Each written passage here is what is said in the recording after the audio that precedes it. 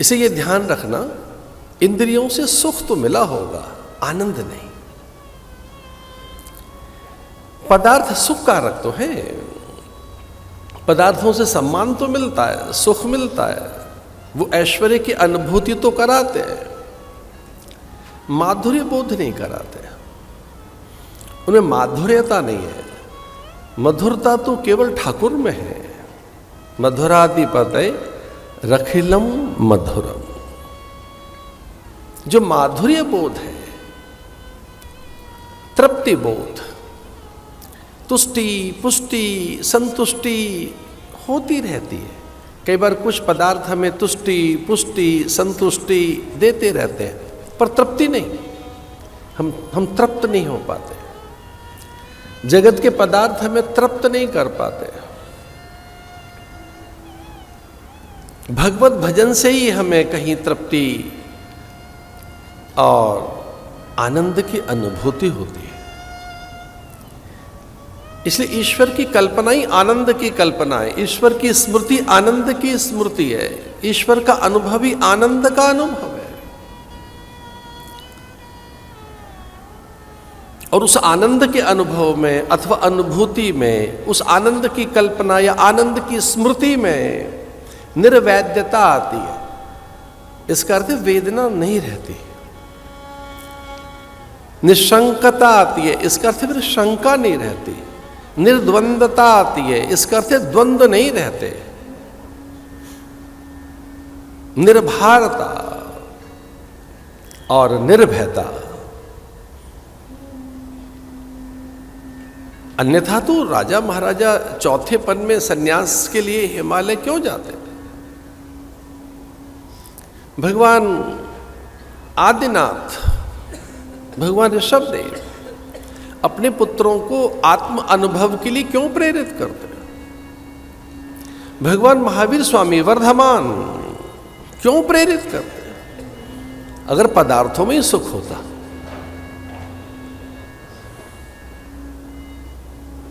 भोग के शिखर को छूकर वो योग की ओर गए। उन्होंने भोग का शिखर छुआ।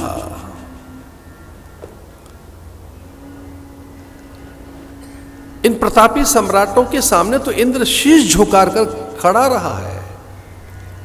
इंद्र लालायित रहते थे।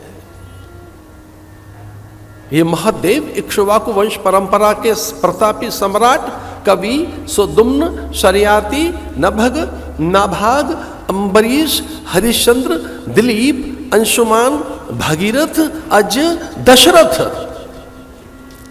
ये कुछ मांगे तो सही हमसे। इंद्र को ये व्याकुलता रहते थे कि देखो दशरथ हमसे कुछ मांगते नहीं है, मित्र तो हैं हमारे।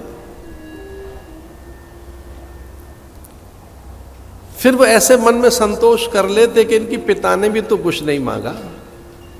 अज ने, खटवांग ने, दीर्घतमा दीर्घबाहु रघु ने, कवि सुदुम्न शर्याति नभग नाभाग अम्बरीश अंशुमान दिलीप और भगीरथ ने, ये सब पुरुषार्थी रहे। इनका विश्वास रहा है कि अपने से भाग्य बनाएंगे, अपने श्रम से, अपने पुरुषार्थ से। भले ही इंद्र हमारा मित्र है, भले ही यम वरुण कुबेर आदि हमारे सहयोग के लिए तत्पर है, भले ही सारी सिद्धियां शीश झुकाए द्वार पर खड़ी हों, पर पुरुषार्थ से ही अर्थ की प्राप्ति करेंगे। जब तक माथे पर पसीने की बूंदें ना आए और जब तक ये यहाँ का ये श्वेत कर्ण, मस्तक का श्वेत कर्ण जब तक एड़ी तक न पहुंच जाए, तब तक श्रमिक को अच्छा नहीं लगता। कई बार श्रम देह का, मन का और बुद्धि का, श्रम भी अनेक प्रकार के, तप भी अनेक प्रकार के। सामान्य व्यक्ति बेचारा देह तपा रहा होता है, पर जिनमें मानसिक बल है, बौद्धिक बल है, वो बुद्धि का तप कर रहे होते हैं। सन्यासी आत्म तप कर रहा होता है। खाली बैठा साधु ऐसा नहीं है कुछ नहीं कर रहा है, आत्म तप कर रहा है, आत्मोद्योगी है। तो पूरे परिवेश को पवित्र बना रहा होता है।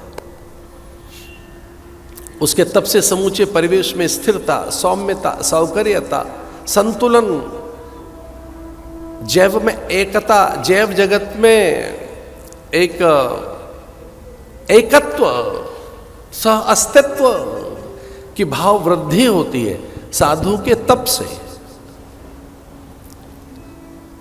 अरे कोई तो यहां निर्मिति होती ही है, कोई यहां एक परिवेश की निर्मिति, तभी तो अंबर से वर्षा आती है, बादल तभी तो बाध्य होते हैं निचोड़ने के लिए। वैसे ही तप के वशीभूत